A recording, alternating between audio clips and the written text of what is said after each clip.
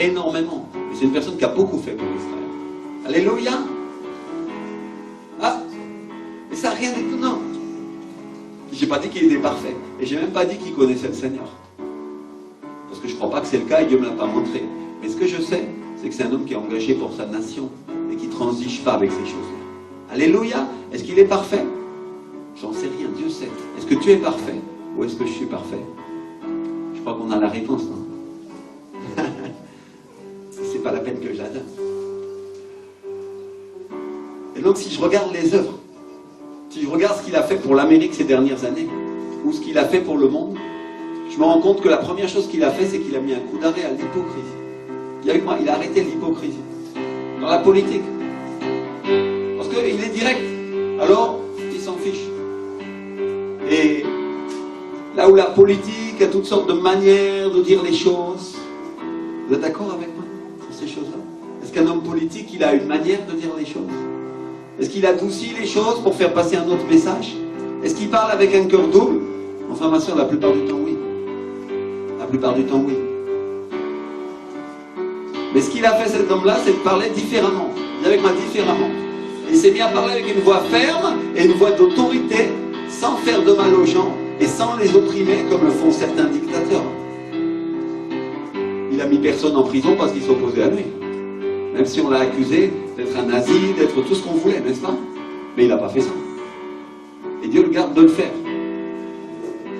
Non, il a juste dit aux méchants, avec moi ça ne va pas marcher. Amen. Je veux juste vous amener une réflexion, je veux vous amener à penser aujourd'hui. Il leur a dit, avec moi ça ne passera pas, et l'autorité que j'ai me permet de vous faire taire. Et ils s'élèvent contre lui et ils disent tout un tas de choses. C'est leur problème. Je ne vais pas vous demander de voter pour Donald Trump, on n'est pas américain. À nous, aux prochaines élections, Donald Trump ne se présente pas à la présidentielle française. On est bien d'accord? Mais je voudrais juste que l'Église grandisse et du discernement et regarde ce qui est de Dieu et ce qui est de son imperfection humaine. Parce qu'il en a comme nous on en a. Mais peut-être ça se voit plus parce que le type il est exubérant, non? Il est... Oh ouais. C'est comme ça. Et qu'est-ce qu'il a fait d'autre? Il a remis l'honneur, il a remis la droiture au sein du pouvoir. Il a honoré l'armée, il a honoré les anciens combattants qui étaient abandonnés. Et ceux qui étaient laissés à la rue par les anciens partis. Il a confronté le mal, il a confronté la corruption, il a confronté l'hypocrisie dans son pays. Et comme ses ennemis ne savaient plus quoi faire, ils ont commencé à l'accuser de toutes sortes de choses. Alors évidemment, quand on regarde son passé, il n'était pas blanc-bleu, alors c'est assez facile de l'accuser, n'est-ce pas? Mais la question que je voudrais dire, et je voudrais mettre en balance aujourd'hui, c'est que si Dieu lui pardonne, qui sommes-nous pour l'accuser, mes frères? Je voudrais qu'on vienne à la parole de Dieu, je veux qu'on vienne à ces principes-là. Si t'étais un voyou, si t'étais un méchant, si t'étais un pécheur, c'est ce qu'on était tous, non? Si Dieu t'a pardonné et que t'es devenu un fils du royaume de Dieu et que t'appartiens à Dieu et que Dieu te voit comme son fils et comme sa fille désormais, qui est là pour te condamner? Nous tous on comprend ça. Et nous tous on est capable de répondre ça aux autres et dire, regarde qui j'étais avant, tu peux pas me parler de qui j'étais avant parce que Dieu a changé ma nature et je suis une nouvelle créature et je suis une nouvelle personne. Alléluia. Par contre, il y a une religiosité dans l'église qui est là en train de dire, regarde comme il était auparavant pour les autres. Et Dieu nous dit non, regarde, non, tu ne peux pas faire ça. Si je t'ai pardonné à toi, tu dois pardonner aussi aux autres. Alléluia. Et tu dois les voir comme moi je les vois. Ouh. Bien sûr, on voit les défauts les uns des autres. J'aurais pu faire cette application à chacun d'entre nous dans l'église et te prêcher. Ne regarde pas la paille qu'il y a dans l'œil de ton voisin. Si toi, tu as une poutre. Mais Dieu a choisi que je l'applique à la politique parce qu'il a un message pour la politique française aujourd'hui. Alléluia. Mon frère, ma soeur. Et il a un message pour l'église. Nous devons grandir et nous devons devenir matures et voir les choses telles qu'elles sont. Amen. Je vais vous demander de voter pour aucun parti. Je ne sais même pas. Je ne sais même pas quelle est la réponse à ce que Dieu est en train de nous dire. Tout ce que je sais, c'est ce que Dieu m'a dit à ses propos et je vais vous le partager. Alléluia. Et je crois que c'est déjà beaucoup, mes frères et sœurs. Parce que ça va nous permettre d'avoir du discernement. Ça va nous permettre de grandir et ça va nous permettre de comprendre. Amen. Alléluia. Et la question c'est que nous devons prendre garde à notre jugement parce que si nous jugeons les autres, nous aussi nous serons jugés. Tchou. Vous savez ces choses-là? Ne juge pas parce que sinon toi-même, tu seras jugé aussi, dit la parole de Dieu. Si tu ne juges pas avec l'Esprit du Seigneur, mon frère, ma soeur, si ton jugement vient de toi-même, toi-même tu vas recevoir un jugement. Et probablement dans le domaine dans lequel tu es en train de juger, ou dans un autre aspect. Donc nous devons devenir matures et ne pas juger, et les serviteurs et les servantes de Dieu, et nos frères et sœurs, ni les hommes politiques qui sont des instruments pour Dieu, même s'ils ne sont pas parfaits. Alléluia. Je crois que c'est quelque chose d'important, parce que nous tous on lit les journaux, nous tous on écoute la télévision, et on entend cet homme-là qui est un homme de Dieu, qui est un homme changé par Dieu, et on entend les gens dire du mal, du mal, du mal, et du mal, et du mal. Et petit à petit, notre jugement contre lui commence à venir, parce qu'on se laisse influencer. Et qu'est-ce qui va se passer, mon frère, ma soeur, si tu commences à juger un homme comme ça? Toi aussi tu seras jugé. Donc qu'est-ce que Dieu est en train de nous faire en faisant ça? Il nous fait grandir comme serviteurs et comme servantes de Dieu. Il nous dit, regarde pas l'imperfection, regarde ma perfection. Alléluia. Quand une personne vient à Christ, la première année, est-ce qu'elle est un grand pasteur et un grand serviteur de Dieu rempli de l'onction qui agit parfaitement? Bien sûr que non. Et on lui pardonne tous. Parce qu'on sait qu'au début, il faut lui changer les couches. Mais alors pourquoi on se comporte autrement avec un homme comme lui? Pourquoi nous, qui connaissons le royaume de Dieu, on n'a pas la sagesse de dire peut-être qu'il a été en train de changer ses couches pendant quelque temps, mais Dieu l'utilise quand même avec puissance parce qu'il a le pouvoir, il a l'autorité et c'est lui que Dieu a choisi. Le jugement, mon frère, maintenant, sur les choses que Dieu fait, les choses dont lui seul il a le pouvoir, va amener une condamnation sur l'Église. Alléluia. Maintenant, si je regarde encore les fruits, dis avec moi les fruits. Si je regarde ce qu'il a fait, je me rends compte qu'il a remis la prière à la Maison Blanche, là où son prédécesseur Obama l'avait retiré, et dans les écoles. Dis avec moi les fruits. Qu'est-ce qu'il fait pour le royaume de Dieu? Je me rends compte que il a commencé à lutter pour la famille, il a commencé à lutter pour l'avortement. Combien il y en a dans notre pays qui ont commencé contre. Je me fais bien comprendre, non? Pour que ça s'arrête. Amen. Combien il y a d'hommes politiques dans notre pays qui ont commencé à faire ça? Un ou deux, et on les a accusés, et on les a traînés plus bas que terre pour des petites erreurs et des choses comme ça qu'ils étaient en train de faire. Et on les a mis à terre, alors qu'ils essayaient de faire du bien. Je ne dis pas que c'était des personnes qui connaissaient Dieu. Je ne dis pas qu'ils étaient parfaits non plus. Si on regarde encore ce que Donald Trump a fait, qu'est-ce qu'il a fait? La première chose qu'il a fait, il a commencé à dire la vérité, il a commencé à dire ce qu'il pensait, directement au monde, directement aux personnes. Ça n'a pas plu. Il y a des gens qui disent, si tu veux te faire des ennemis, dis ce que tu penses. Enfin, ma soeur, moi je prends un risque en disant ça aujourd'hui. Peut-être qu'il y en a, ils vont plus être mes amis après. Pourquoi? Parce que quand tu dis les choses très claires, qu'est-ce qui se passe après? Les gens te tombent dessus et ils commencent à t'écraser. Et c'était une première en politique. Moi, en tout cas, j'ai 47 ans, j'avais jamais vu ça dans le monde entier. Peut-être que ça a existé, mais je ne l'avais jamais vu. Une personne qui dit directement. Et des fois, il avait raison, et puis d'autres fois, il n'avait pas raison. Mais il ne passait pas par 40 chemins pour essayer d'arriver à ses fins. Vous comprenez ce que j'essaie de dire? Il y a avec moi changement, transformation. Alléluia. Un homme qui dit la vérité et qui dit ce qu'il pense. Et qui invite des pasteurs, qui invite des prophètes pour prier pour lui et pour demander qu'on prie pour lui. Vous avez vu le président Macron faire ça aujourd'hui? Vous avez vu le président François Hollande faire ça hier? Ou d'autres? Jamais, mon frère. Jamais. Un homme qui a pour vice-président un pasteur baptiste, qui défend la liberté religieuse dans le monde. Peut-être c'est pas très dit aux informations, mais c'est une réalité, mes frères et sœurs. Un homme qui n'hésite pas à s'opposer au président de la Turquie, le président Erdogan, pour la vie d'un pasteur. Il y en a qui ont suivi ça, cette affaire-là. Le pasteur Brunson, qui était emprisonné injustement. Il y en a dans l'église qui savaient. Levez la main ceux qui savaient cette chose-là. Tout le monde ne savait pas, n'est-ce pas? Pourquoi? Parce que ça ne passe pas aux informations.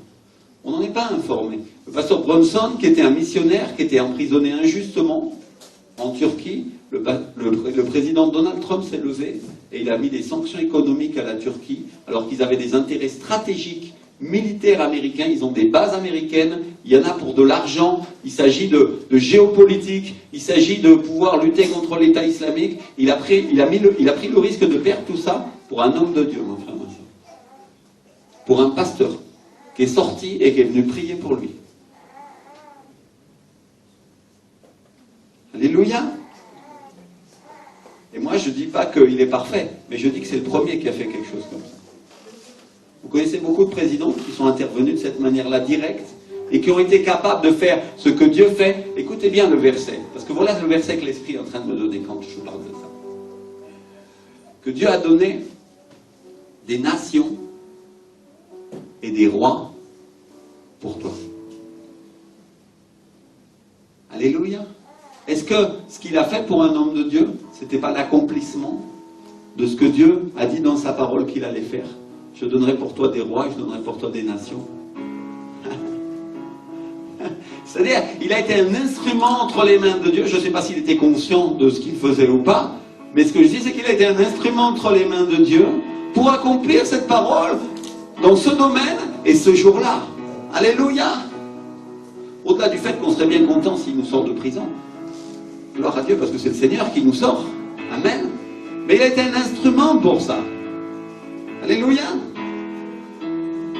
Et en ce moment même, il est en train d'enseigner et de se battre pour que la Bible soit enseignée dans les collèges aux États-Unis à nouveau. Il se bat pour l'éducation, parce qu'il pense que dans son pays, ça va pas bien, et qu'on a besoin de la parole de Dieu pour que les enfants aillent mieux. Alléluia. Et avec moi, les fruits. Les fruits, je regarde les actes, pas ce que les gens disent, et pas ce qui a l'air d'être. Je regarde pas l'apparence, je regarde les choses de l'esprit qui sont faites. Alléluia.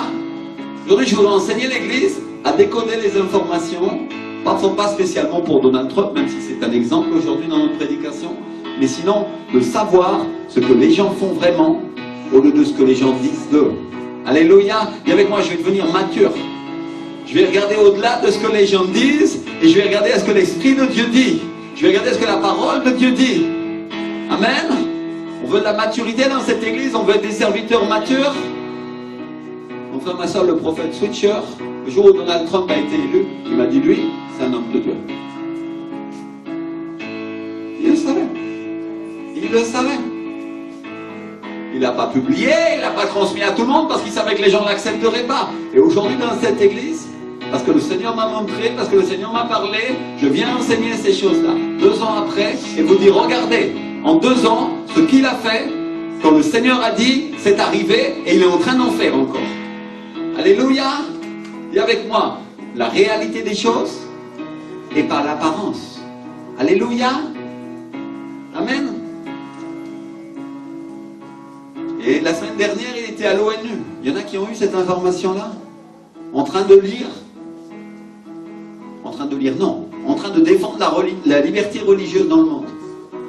Et de déclarer que pour les nations, la meilleure chose qu'il y a à faire, c'est de laisser les gens prier qui ils veulent et d'être libres de chercher Dieu. Alléluia. À l'ONU, mon frère, ma soeur. Qui d'autre a fait ça? Qui avait cette information-là? Levez la main. Personne, aucun d'entre vous a cette information-là? Les frères et sœurs. Et petit à petit, il est en train de mettre la pression. Petit à petit, il est en train d'amener le sujet sur la table. Petit à petit, il est en train de faire que les choses avancent. Et les choses avancent. Et il y en a qui vont me dire, oh bien sûr, il y a la Chine comme oppresseur. C'est vrai? Parce que la Chine, elle opprime les chrétiens, elle torture les pasteurs, elle fait des choses comme ça. Oui. Il y a la Corée du Nord.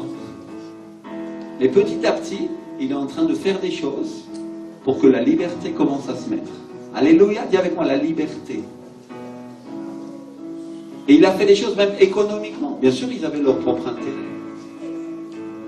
Et ça ne se fait pas en un jour. Mais il y a quelque chose qu'il a commencé à faire, ce que d'autres auraient dû faire depuis des années. Alléluia. Et là, ils vont me dire, oh, mais c'est pas un pasteur. Et bien sûr, je suis d'accord. Je dirais que chacun son travail. Le pasteur construit l'église, et l'homme politique, il construit quoi? Son pays, mon frère, ma soeur.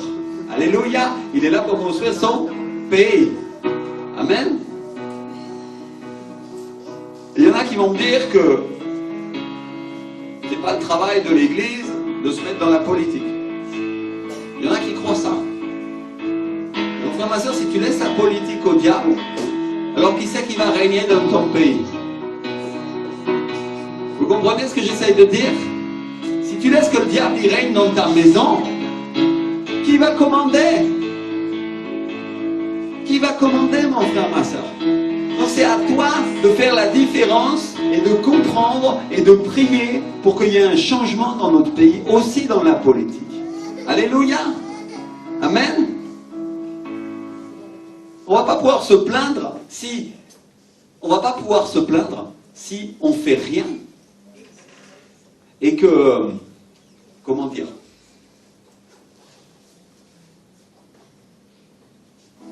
on ne va pas pouvoir se plaindre si on ne fait rien pour notre maison. Et qu'après, c'est les méchants qui commandent. Vous comprenez ce que j'essaye de dire? Si tu votes pas, si tu pries pas, si tu fais pas la différence entre les personnes et que tu regardes ce que les gens te disent ou ce que les informations te disent, au lieu de regarder ce que la parole de Dieu te dit, au lieu de discerner par l'Esprit du Seigneur qui fait quoi et de regarder les œuvres, tu vas pas pouvoir te plaindre après s'il y a des choses mauvaises qui viennent dans ta vie.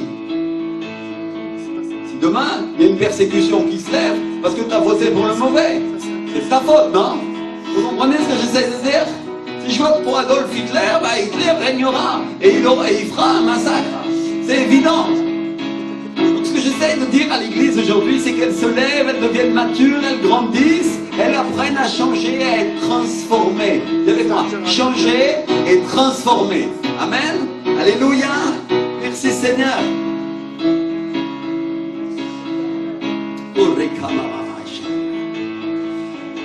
Amen. Je crois, mes frères et sœurs, que c'est le moment de grandir pour nous. C'est le moment pour l'église de grandir. Et c'est le moment de savoir que Joseph, c'était un homme politique, par exemple. Le pasteur Sanchez, il en a parlé hier, n'est-ce pas? Daniel, David et Salomon. David et Salomon, c'était des rois. Daniel était le conseiller du roi. Alléluia. C'est-à-dire, il y a un poste pour les hommes et les femmes de Dieu aussi en politique. Et nous devons comprendre que c'est un territoire que nous devons conquérir. Alléluia. D'abord dans l'esprit et prier aussi que Dieu envoie des hommes et des femmes qui ont un sens et un discernement de la morale et de l'intelligence et de la sagesse de Dieu pour être à des postes élevés. Amen. Alléluia. Et pas être en train de critiquer parce qu'ils ne sont pas parfaits. C'est pas ce que Dieu nous demande, mes frères et sœurs. Alléluia.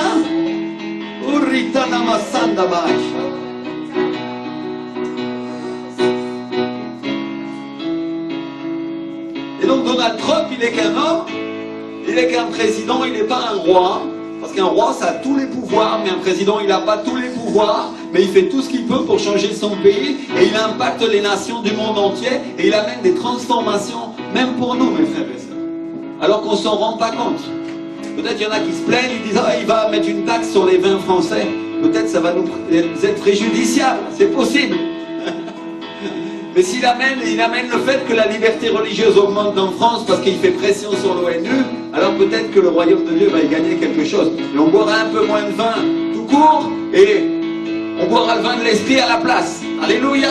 Vous comprenez ce que j'essaye de dire? Que nos priorités, c'est pas celles du monde, c'est celles du royaume de Dieu. Amen. Et il a beau n'être qu'un président, il invite des pasteurs du monde entier pour qu'ils le conseillent. Est-ce que ça, c'est pas humble? Est-ce que ça, c'est pas l'attitude qu'on devrait avoir en tant que chrétien? Parce qu'on regarde cet homme-là et on dit il est arrogant, parce qu'il a de l'autorité et parce qu'il fait les choses, c'est un businessman, c'est un homme d'affaires qui a sa manière de faire, là, comme les cow-boys. ça nous choque. Mais il demande conseil. Il cherche à faire le bien. Vous comprenez ce que j'essaie de dire? C'est qu'au-delà du caractère de la personne, j'aurais pu prendre Patrick comme exemple, mais ça aurait été moins impactant. Parce que Patrick, il est un serviteur de Dieu qui aime Dieu, il a un poste dans une grande société, il avait un poste. C'est vrai Patrick? C'est fini? Tu vas pouvoir prendre ton poste dans le royaume de Dieu alors, hein? Alléluia! Tu n'as plus d'excuses là. Regardez, il se cache là, il est comme ça. Et gloire à Dieu. Mais vous auriez appris peut-être un petit peu moins de choses. Alléluia. Je ne dis pas que vous aurez rien appris, parce que vous auriez appris des choses, parce qu'il est quelqu'un de fidèle. Et je ne veux pas le gêner, mais je sais qu'il est quelqu'un de droit dans son travail. Il est quelqu'un qui n'a jamais menti, qui n'a jamais trahi, alors qu'il travaille dans un milieu incroyable où justement il y a de la politique et des affaires. C'est vrai? Peut-être tu ne peux pas en parler, n'as pas le droit d'en parler, mais il y a une réalité. Moi je ne connais pas les détails, mais je sais que tu as été droit et tu as agi correctement et le Seigneur va te donner sa faveur pour ces choses-là. Alléluia! Peut-être qu'il y en a qui auraient pu regarder Patrick et dire il a un caractère réservé, il dit rien, sûrement il doit cacher des choses. Mais la différence entre l'apparence, mes frères et sœurs, quand on veut critiquer, on va toujours trouver quelque chose. C'est ça que j'essaye de faire comprendre à l'église. Et Dieu m'a amené Donald Trump parce que ouais, il est la personne exubérante qui est en train d'agir et c'est très frappant parce qu'en 2 ans de temps, le Saint-Esprit à travers lui a fait des choses incroyables. Et lui-même, sûrement, il a fait aussi des choses qui peut-être n'étaient pas très bonnes. Et qui je suis moi pour juger ces choses-là? Parce que si j'étais à sa place, je ne sais pas si je ferais aussi bien que lui. Alors, honnêtement, je ne souhaite pas avoir sa place. Alléluia. Et cette semaine, j'étais en train de regarder sur Twitter et j'ai vu le pasteur Cash Luna. Vous le connaissez, on a été le voir. Le pasteur du Guatemala qui est aussi connu que le pasteur Ricardo Rodriguez en Amérique latine. Alléluia. Et il a été invité à la Maison Blanche avec Marcela Gandara. Qui est-ce qui connaît Marcela Gandara? C'est une adoratrice. Elle était à la Maison Blanche. Alléluia. Un pasteur guatémaltèque et une chanteuse mexicaine en train d'adorer Dieu à la Maison Blanche, mon frère, ma soeur. Et après, on va nous dire que Donald Trump est un méchant. Des hommes et des femmes de l'onction invités là-bas pour adorer Dieu, pour l'aider à faire son travail et pour honorer le royaume de Dieu, mes frères et sœurs. Alléluia.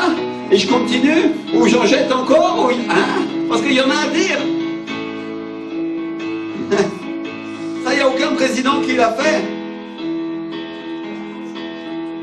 Il y en a qui disent que Trump est raciste. Il invite des Guatémaltèques et des Mexicains. Donc, tu vas dire, il leur construit un mur. Oui, c'est vrai. Mais il invite ceux qui ont l'autorisation légale. Il rétablit le droit. Mais qu'on parle du mur, on peut parler du mur un instant. On est entre nous, non, dans l'église, non? On va parler du mur. Moi aussi, ça me choquait. Je disais, oui, mais la Bible dit qu'il faut laisser rentrer les étrangers, et c'est vrai. Mais d'un autre côté, tu laisses rentrer tout le monde dans ta maison, toi. Vous, je sais que vous avez le don pour héberger les personnes, pour les recevoir, n'est-ce pas? Je suis sûr que si je venais sonner à ta porte et tu me dirais, pasteur, dors ici cette nuit si tu n'as aucun endroit. J'en suis sûr.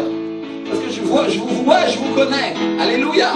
Mais est-ce que tu vas aller héberger tous les Syriens, les immigrés qui sont là d'un seul coup dans ta maison? Pourquoi?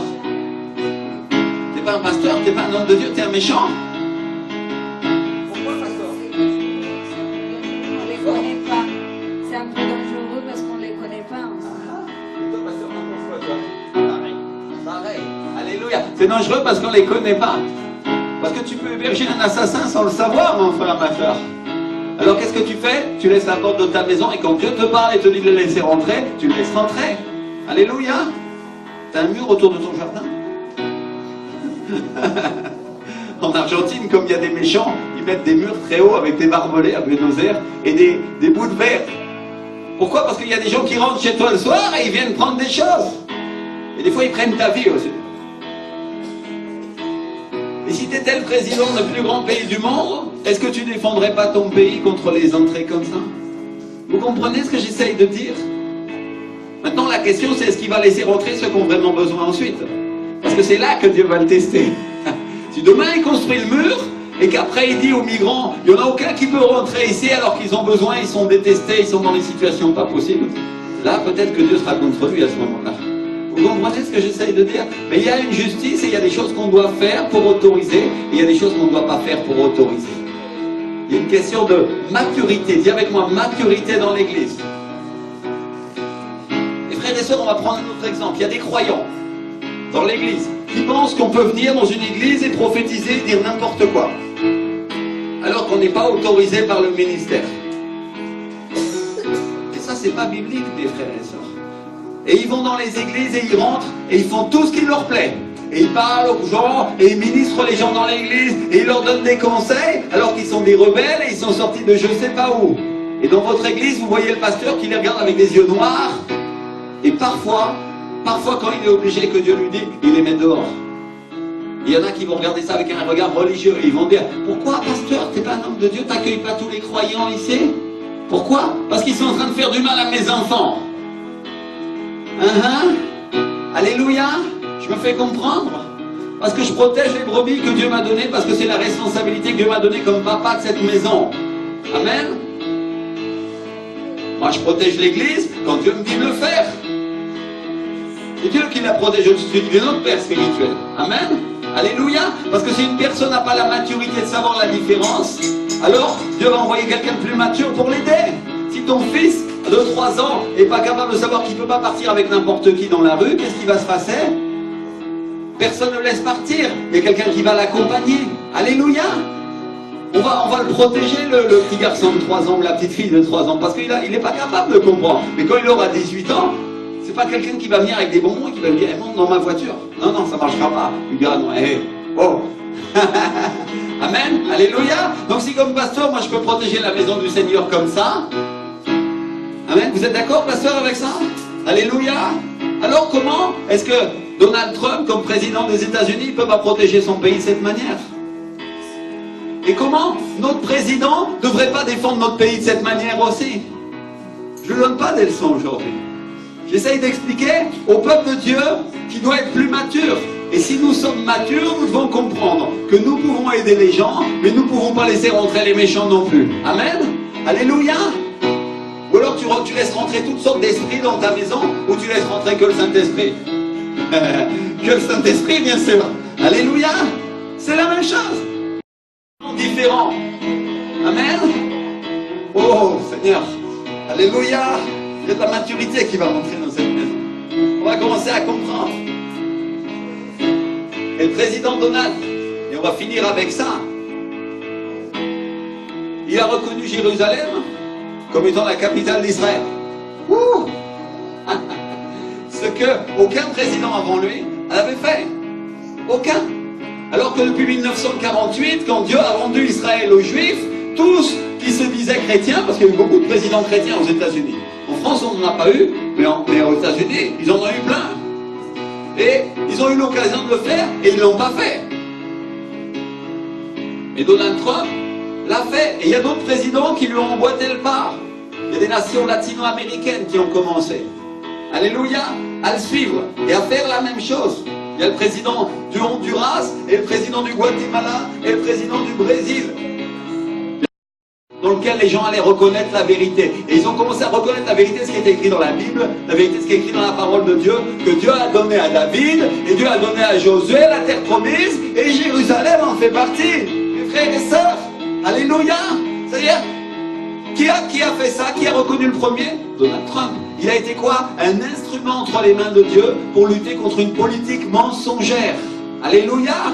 Qui consistait à dire que la Palestine ou Israël appartenait à n'importe qui dans le monde sauf à eux. Alléluia. Alors qu'il y a tellement de preuves, alors qu'il y a tellement de documents, alors que c'est écrit dans la parole de Dieu depuis le départ que Dieu leur a donné cette terre. Alléluia. Certains chrétiens leur envient cette terre et voudraient s'approprier cette terre parce qu'ils savent quelle est la terre promise. Alléluia. Mais Dieu à nous a pas donné la terre d'Israël, il nous a donné la terre spirituelle qui est la nouvelle Jérusalem, la Jérusalem d'en haut, et eux aussi vont y participer. Alléluia. J'aimerais abaisser un moment la vision de l'Église pour qu'elle soit capable de comprendre les choses que Dieu fait aussi sur la terre. Amen. Parce qu'on nous enseigne, on nous prêche beaucoup sur la parole de Dieu, et on commence à savoir beaucoup de choses. Mais ce qu'on ne sait pas et ce qu'on sait moins, c'est comment Dieu agit ici sur la terre. Alléluia. Alors je crois que c'est aussi le thème de cette prédication aujourd'hui. Et c'est le sujet que Dieu veut nous amener, c'est de pouvoir comprendre la manière dont Dieu est en train d'agir. Alléluia. Et Dieu aime les Palestiniens et il va leur donner une terre aussi, c'est certain. Alléluia. Et n'oubliez pas la manière dont ça s'est passé à l'époque. Si vous lisez le livre de Josué, vous allez trouver que tous les habitants de cette terre ont été sous l'Ancien Testament. La manière d'exterminer le péché de Dieu, c'était la mort physique. Parce que Jésus n'était pas venu. Aujourd'hui, c'est plus le cas. Mais qu'est-ce que Dieu a fait? Il a dépossédé les habitants de cette terre à l'époque, et Dieu sait s'il y en avait. J'aurais pu faire la liste aujourd'hui. Mon but, c'est pas de prouver ces choses-là, juste de les commenter rapidement. Et vous pouvez étudier ça vous-même, et vous allez vous rendre compte de ça. Et il a dépossédé chaque peuple parce qu'ils avaient péché contre lui. Alors à qui appartient la terre, mon frère, ma soeur? Aux Palestiniens, aux Juifs, aux Libanais ou aux Français? Elle appartient à Dieu, mon frère, ma soeur. Alléluia. Et il la donne à qui il veut. Et qui en est nous pour nous opposer au Père et lui dire cette terre-là est un tel et pas à l'autre. Et essayer d'expulser l'un et pas l'autre. Si Dieu fait comme il veut, mon frère, ma soeur. Alléluia. C'est ça, se placer sous la souveraineté de Christ. C'est ça, obéir à la parole. C'est ça, comprendre ce que Dieu fait. Amen. Merci Seigneur.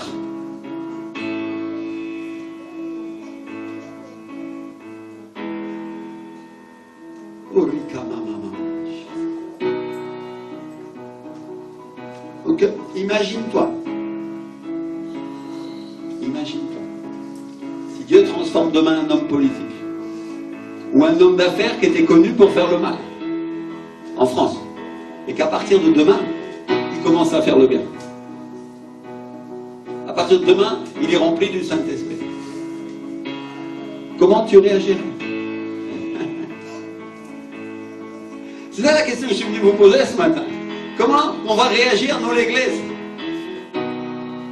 Est-ce qu'on va réagir comme Ananias? Oh non, Seigneur, pas lui, ou pas elle. Et on ne va pas aller lui imposer les mains pour que les écailles tombent de ses yeux, non? Hein? Et si Dieu veut que ce soit lui ou elle l'instrument? Je dis lui ou elle parce que maintenant il y a aussi des femmes politiques. C'était pas le cas avant, mais maintenant c'est le cas. Alléluia, gloire à Dieu, comme le Seigneur veut. Donc je crois que c'est le moment pour le peuple de Dieu de se poser la question. Et c'est le moment pour le peuple de Dieu de commencer à devenir sage, parce que Dieu va commencer à agir dans ce pays. Alléluia. Et la question c'est, est-ce que tu vas accepter l'instrument de Dieu pour changer le pays? Est-ce que tu vas accepter l'instrument de Dieu pour changer l'Église? Alléluia. Ça, c'est la question que Dieu est en train de te poser aujourd'hui et que moi, comme instrument, je transmets. Alléluia. Et il te fait réfléchir et il te dit, pense-le bien. Regarde bien ces choses-là. Alléluia. Parce que tu ne sais pas comment demain va être fait et je vais transformer les choses, te dit le Seigneur. Alléluia. Et je vais secouer ce pays et il va trembler sous mon joug, sous ma verge, dit le Seigneur. Alléluia. Merci Seigneur.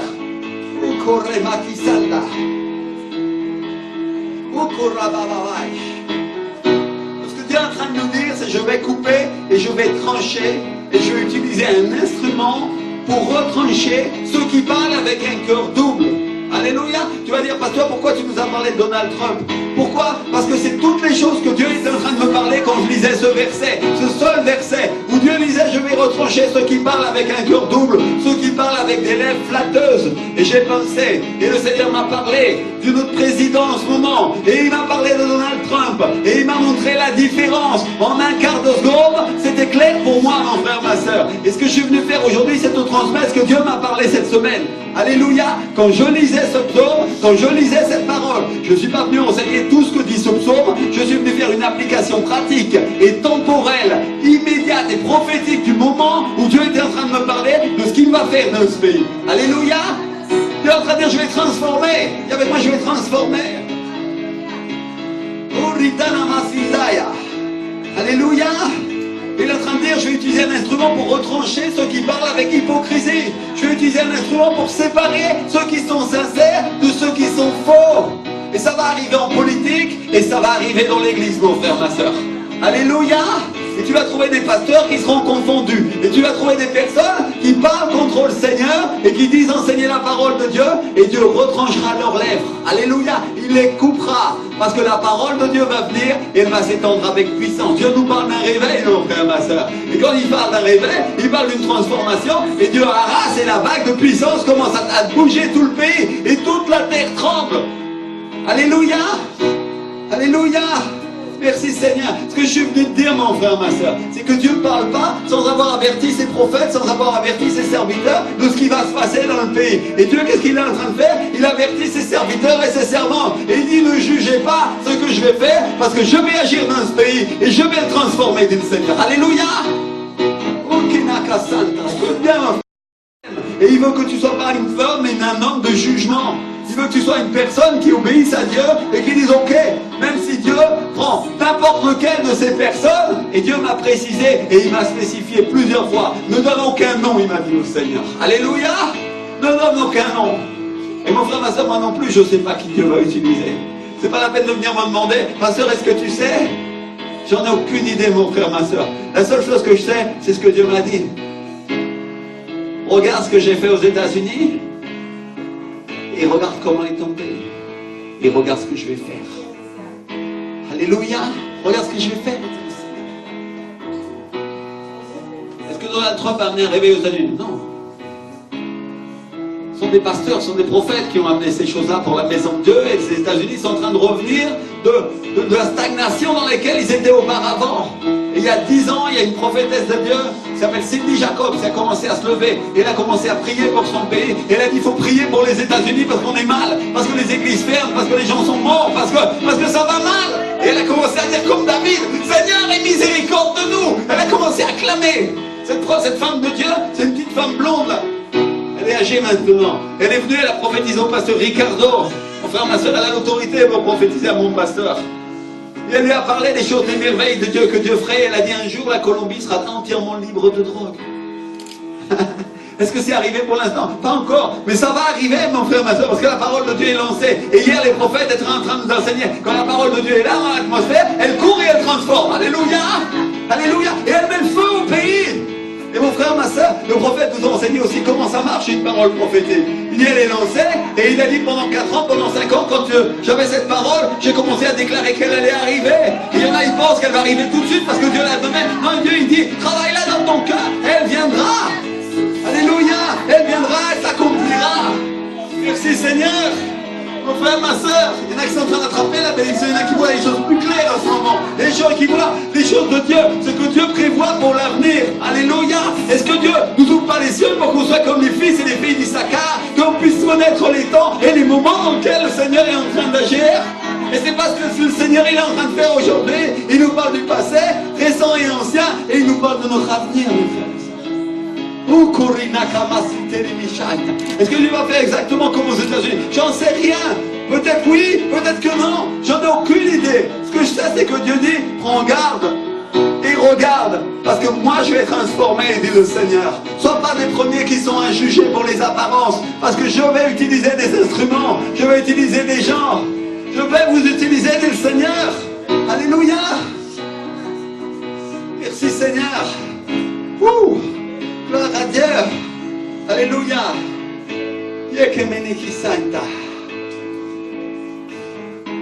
Alléluia. On va prier un instant. Je vois que toute l'église se lève et dit, Seigneur mon Dieu, ouvre mes yeux pour que je vois, Seigneur. Ouvre mes yeux. Car le temps du Seigneur est venu, Seigneur. Le temps de la parole qui transforme, Seigneur. Le temps de la puissance du Saint-Esprit, Seigneur. Le temps du feu de Dieu, mon Dieu. Alléluia. Hier soir, Seigneur, le prophète disait, quand le lion rugit, qui ne prophétiserait? Alors prophétise, mon frère, ma soeur. Le changement sur ce pays, la transformation, la bénédiction et l'onction, Seigneur, sera pour venir, Seigneur. Nous déclarons, Seigneur, un temps nouveau, un moment nouveau, Seigneur, un temps d'onction, une vague de l'Esprit dans cette église, au nom de Jésus de Nazareth, Frère. Alléluia, Papa. Oh, konakaya nasera matore mandekai de baseya la mashaida. Urra baba baba babaita. Urre panaka sekarimande foita.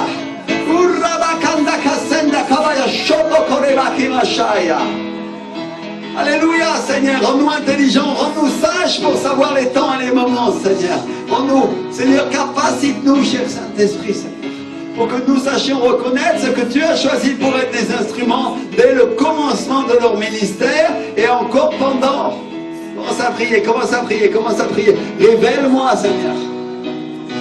Parle-moi, mon Dieu, pour que je sache faire la différence, Seigneur, entre celui qui te sert et celui qui ne te sert pas, Seigneur. Alléluia, mon Dieu. Ô éternel, Seigneur, au nom de Jésus de Nazareth, Papa. Oh, Yashe Karimande Faite Naiti. Rombeka Mayala Masata Karimande Kofaya. Rombeka Mbala Karimande Koyala Maseya la Machete Liminde Kifaita. Urre Baba Baba Baba Laita. Que te me Komaya Moshoya le Messia la Mafaita. Alléluia, le feu, le feu, le feu, le feu, Seigneur. Sur notre pays, Seigneur, dans nos villes, Seigneur, dans notre nation, Seigneur. Transforme, Seigneur. Alléluia. Attise les braises ardentes, Seigneur. Fais-les rougeoyer, mon Dieu.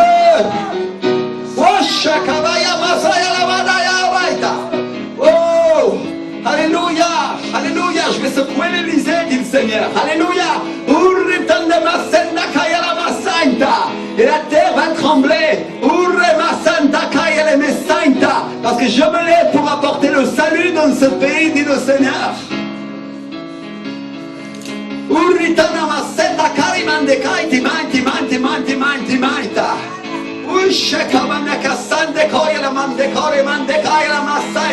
À ceux qui sont oppressés, parce que les pauvres sont opprimés et parce qu'ils sont humiliés, moi je me lève, dit le Seigneur, pour apporter le salut dans ce pays.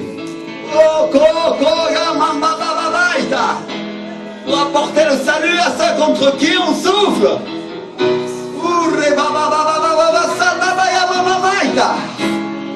Mon frère, ma soeur, quand je lisais le verset 5, voilà ce que l'Esprit du Seigneur était en train de me dire.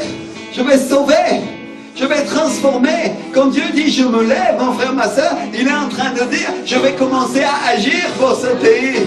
Alléluia.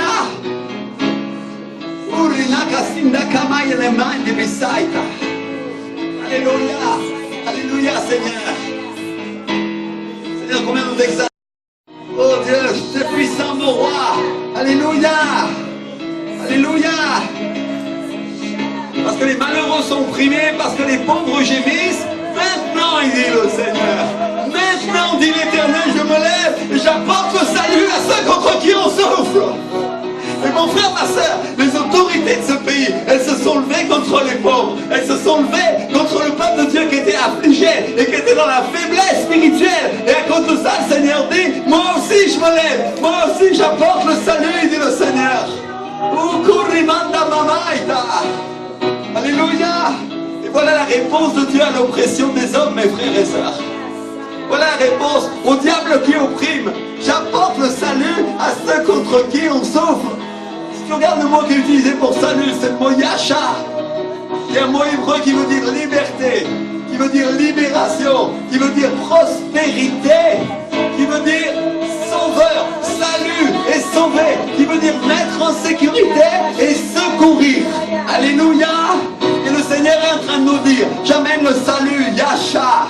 J'apporte la liberté d'esprit, j'apporte la libération, je vais vous rendre prospère et je vais vous envoyer un sauveur. Alléluia.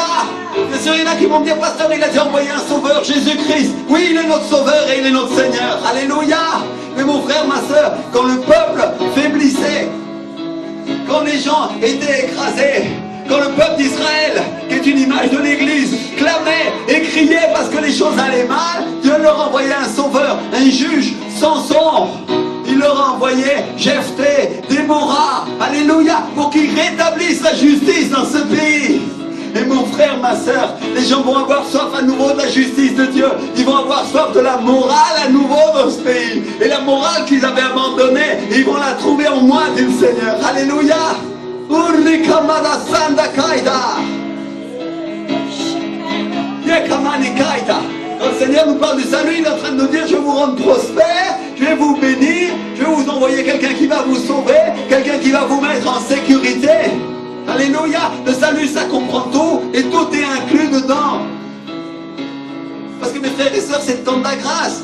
Et pendant que le monde s'enfonce chaque jour un peu plus dans le mensonge, vous allez voir dans l'église un peuple nombreux se lever, il vous dit le Seigneur. Alléluia.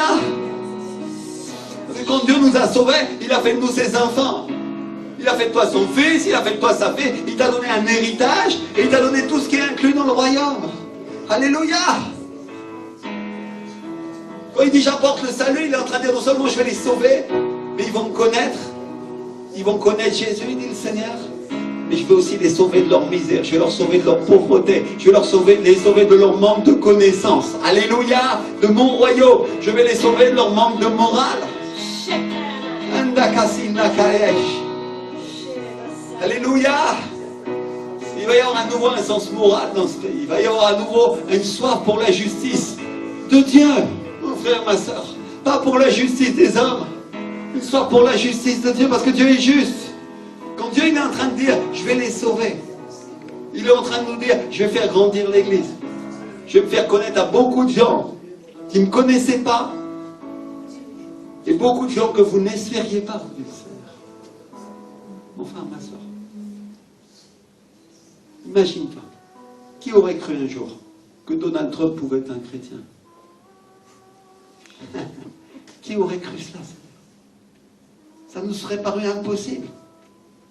Alors, je voudrais vous dire qu'en tant que pasteur, en tant que serviteur de Dieu, quand Dieu me dit des telles choses, quand il m'inspire des telles choses, quand il m'inspire une prédication prophétique qui nous parle du réveil, qui nous parle d'un changement dans notre pays, moi je crois que c'est le temps pour l'Église de comprendre que c'est le temps qu'elle se prépare parce que c'est la saison du Seigneur. Dis avec moi, la saison de Dieu. C'est le moment du Seigneur. C'est le temps de prêcher à nos voisins. C'est le temps d'apporter témoignage. Parce que Dieu dit, j'apporte le salut. J'apporte la vie éternelle à ceux contre qui on souffle, mon frère, ma soeur. Alléluia. Et il dit, j'apporte la culture du royaume de Dieu dans ce pays. Amen. Alléluia. C'est un pays qui ne m'avait pas cherché. Et c'est un pays qui va vous trouver désormais, vous dit le Seigneur. Et c'est le temps pour l'Église de se préparer à construire. Alors je vous ai compris un instant. Je dis, Seigneur mon Dieu, ta présence, ta force et ta puissance, Seigneur. Et Seigneur, pendant que je te sers, Seigneur, je sais que je ne sers pas les hommes. Mais Seigneur, aide-moi à reconnaître les hommes et les femmes que tu utilises au nom de Jésus de Nazareth. Aide-moi, Saint-Esprit, à faire avancer les choses, Seigneur. Pour que chaque chose, Seigneur, que l'ennemi a pu faire pour empêcher ce pays d'entrer dans la droiture et dans l'honnêteté, Seigneur, Seigneur, tu puisses me faire voir et me montrer qui est-ce qui te sert, Seigneur. Alors, ô Éternel, mon Dieu, Seigneur, apporte-moi une parole de connaissance, une parole d'obéissance, et utilise-moi, Seigneur. Utilise-moi, Saint-Esprit. Seigneur, je sais très bien, Seigneur, que ici, on est là pour adorer aucun homme, Seigneur. Et peut-être on a des gens qu'on aime, on a des gens qu'on préfère, mais toi, il y a des gens que tu préfères, Seigneur, dans ton royaume, et c'est eux que tu vas utiliser, Seigneur. Simplement, donne-nous le discernement de savoir qui ils sont, Seigneur, pour que nous puissions les aider, nous puissions les appuyer, nous puissions prier pour eux, nous puissions voter pour eux quand tu les présentes, Seigneur, même si à nous, dans notre intelligence naturelle, il nous paraît que ce n'est pas possible, Seigneur. Seigneur, nous savons que nous avons besoin du changement spirituel, et tu vas envoyer les pasteurs, et tu as déjà envoyé les prophètes, et tu nous as oints, tu nous as donné un manteau, tu nous as donné tout ce qu'il fallait pour que nous te servions et que l'Église grandisse, Seigneur. Maintenant, nous attendons les âmes, et nous savons que tu apportes le salut à ceux contre qui on souffle, tous ceux qui ont été opprimés dans ce pays, tous ceux qui ont été écrasés, et ça comprend la police, Seigneur, vont venir à toi, Seigneur. Alléluia. Et ils vont venir dans l'église et ils vont venir se prosterner devant la majesté de notre roi, la majesté de notre Dieu, la majesté de Jésus-Christ.